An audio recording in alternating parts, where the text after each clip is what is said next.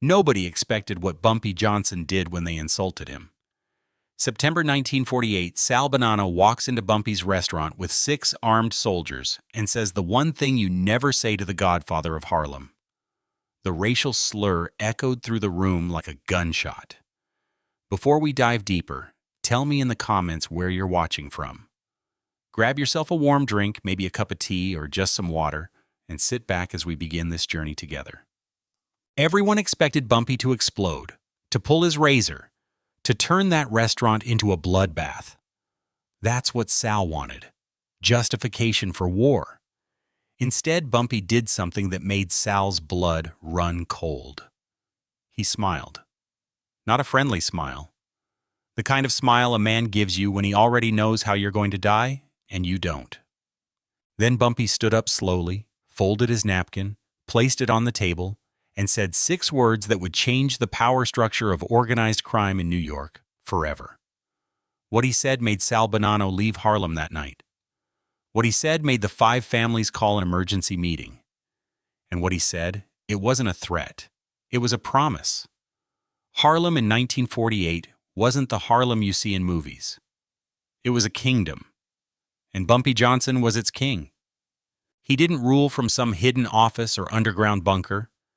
He ruled from Wells Restaurant on 135th Street. A modest place.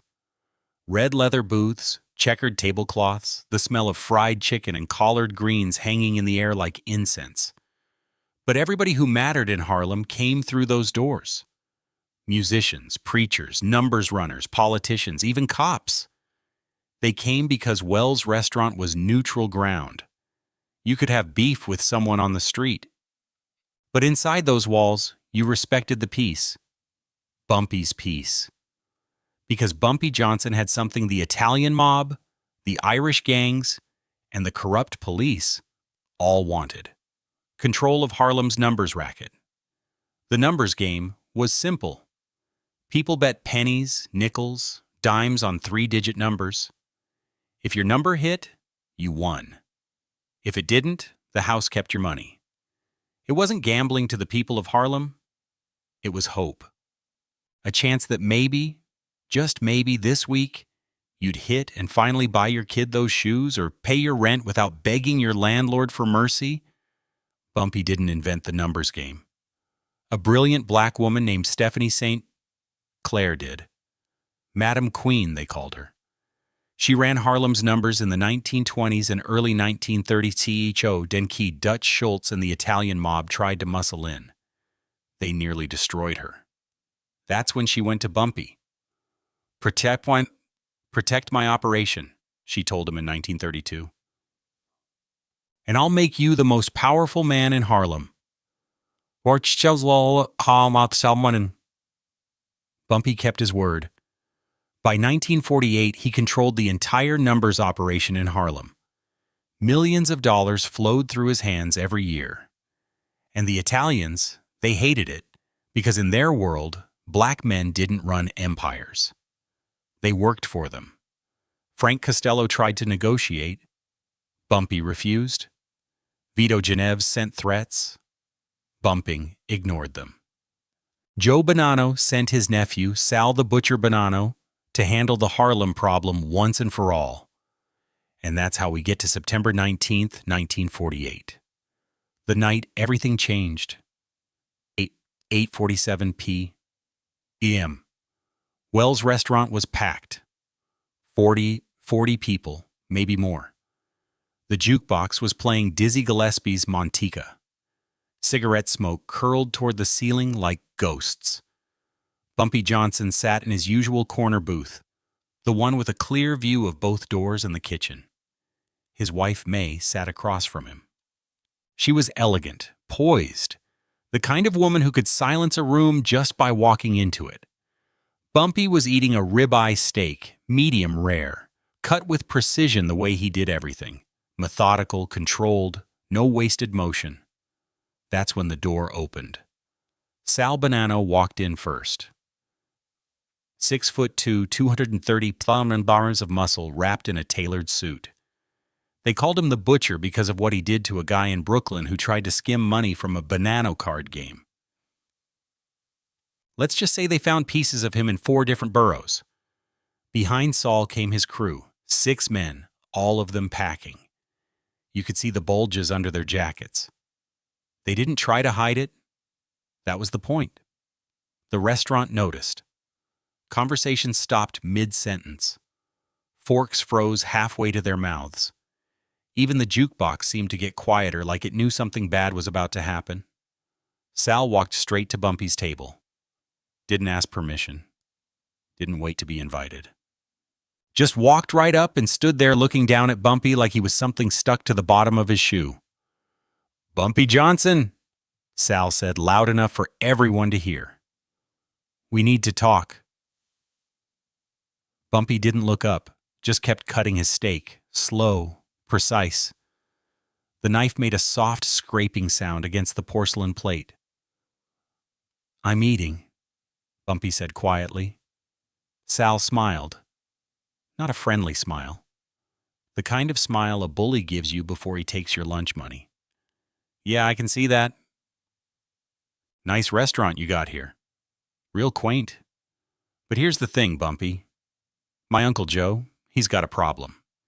See, he thinks it's time for Harlem to get with the program. The numbers game, that's Italian business now. Always should have been. It's mai mana noi." Bumpy still didn't look up, but May did. She stared at Sal with the kind of cold contempt that could freeze blood. Sal continued. "So here's how this is going to work. You're going to step aside, hand over your operation. We'll give you a taste. 10% for your trouble. You can keep your little restaurant, play the big man for your people, but the real money stays with us where it belongs." The entire restaurant was holding its breath. Nobody moved. Nobody spoke. Bumpy set down his knife, picked up his napkin, dabbed the corners of his mouth. Then he looked up at Sal for the first time. His eyes were calm. Too calm. "That's a generous offer," Bumpy said evenly.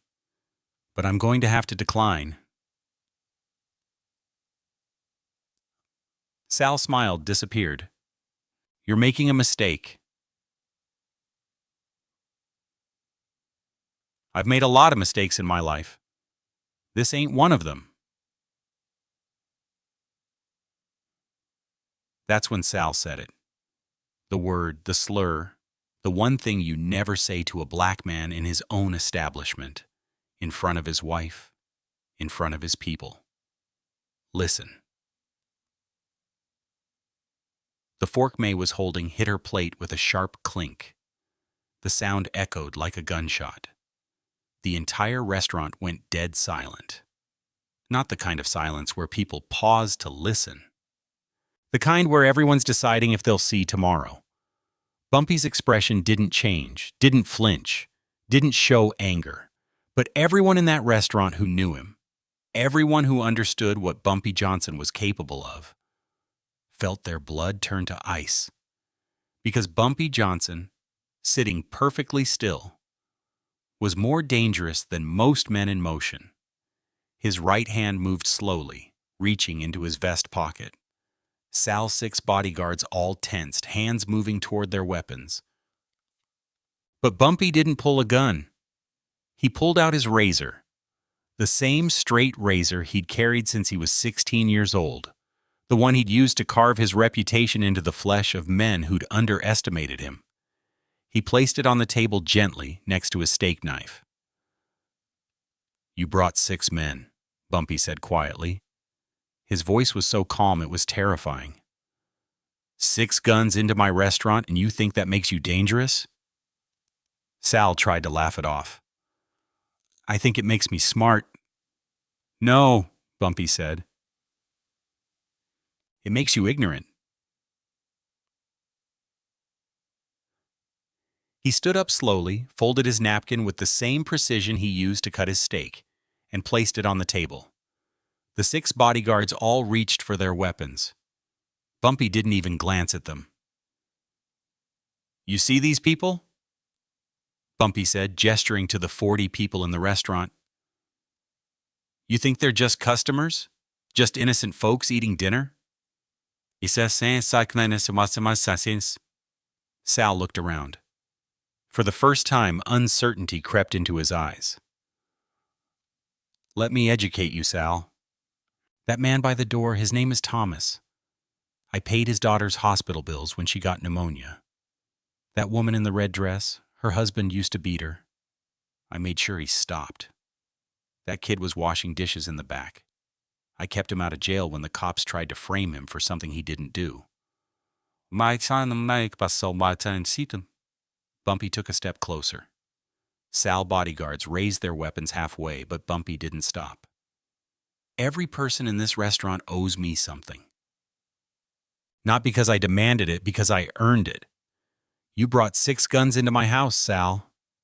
But I've got 40 soldiers. They're just not wearing suits. Sal swallowed hard, glanced around the room again.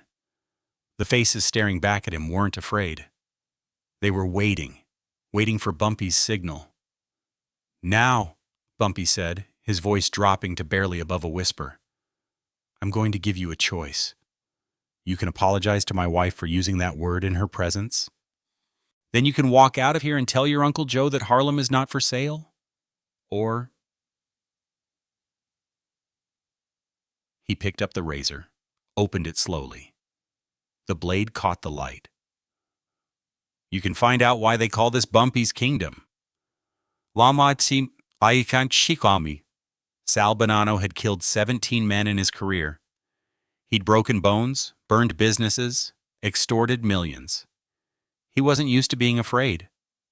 But standing there in that restaurant, surrounded by 40 silent witnesses, staring into Bumpy Johnson's cold, calm eyes, Sal Banano felt something he hadn't felt since he was a child. Terror. Not the kind of terror that comes from physical pain. The kind that comes from realizing you've miscalculated badly, and there's no way out. Bumpy smiled. That same smile from earlier, the one that said he already knew how this story ended. Then Bumpy Johnson said 6 words. Your uncle will bury you tomorrow. The words hung in the air like smoke. Sal's face went pale. What? You heard me?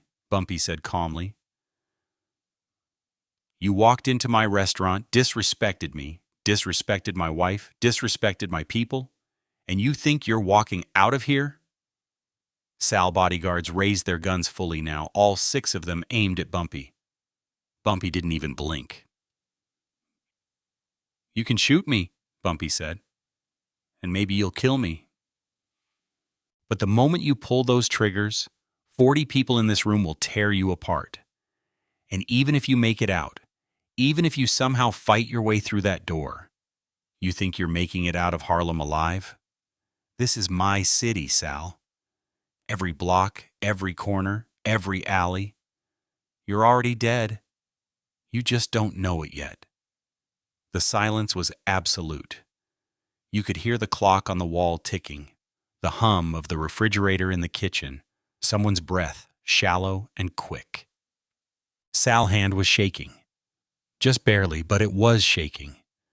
That's when Bumpy gave him the mercy he didn't deserve. Or, Bumpy said softly, you can apologize to my wife, walk out of here, and never come back. Tell your uncle that if he wants Harlem, he can come himself. But he better bring more than 6 men. For 10 seconds, nobody moved.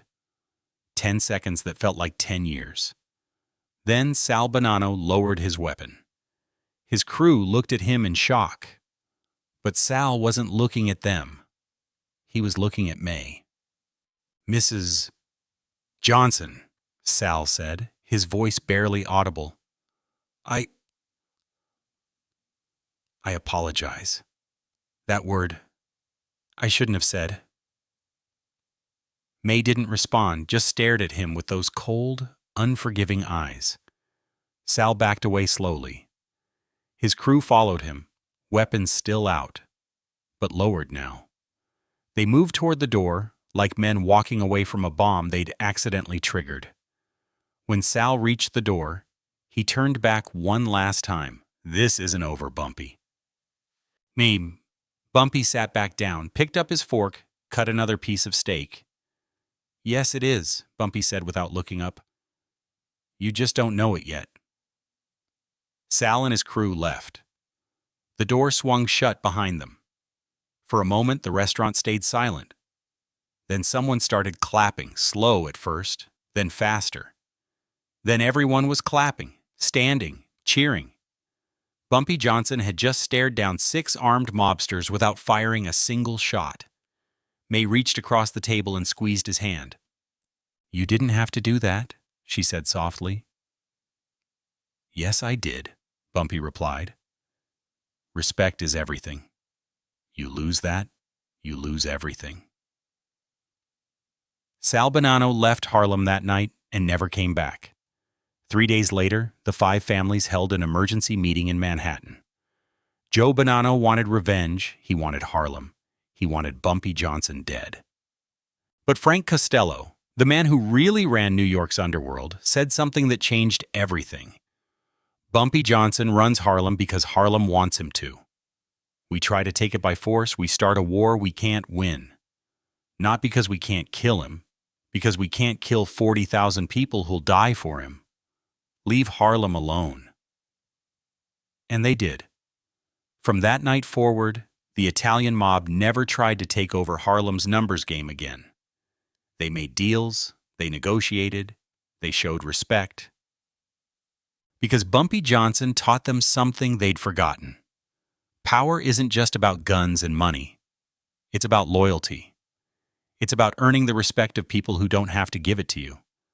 Sal Banano died in 1952 of a heart attack. Some people said it was natural. Others said Bumpy had a long memory. Nobody knows for sure. But here's what we do know. After that night in September 1948, nobody ever disrespected Bumpy Johnson in his own restaurant again. And that razor he put on the table, he never had to use it. Because sometimes the most dangerous weapon a man has isn't made of steel. It's the love of his people. Would you ever bet your life on a silence so heavy it makes armed men tremble? In 1948 Harlem, the Air and Wells restaurant wasn't filled with fear, but with a quiet, lethal authority. Bumpy Johnson faced 6 barrels of Italian steel, not with a gun, but with the weight of an entire community standing silently behind him. History shows that street smarts are not about who has the loudest bark, but who possesses the patience to let an enemy defeat themselves through their own arrogance. True honor is an unwritten contract. Bumpy didn't buy loyalty with cash. He earned it by protecting those who had no one else, turning a room of diners into a phantom army. Perhaps the greatest truth is that borrowed power, built on intimidation, will always shatter when it strikes the wall of self-made prestige and deep-rooted community respect. In today's world of business and relationships, remember that your reputation is your only real shield. If you protect your people when they are weak, they will become your strength when you are cornered. True dominance is never loud, for the man who truly rules knows that his presence alone is the final argument. Between the safety of silence and the risk of standing for your principles, which one defines your honor?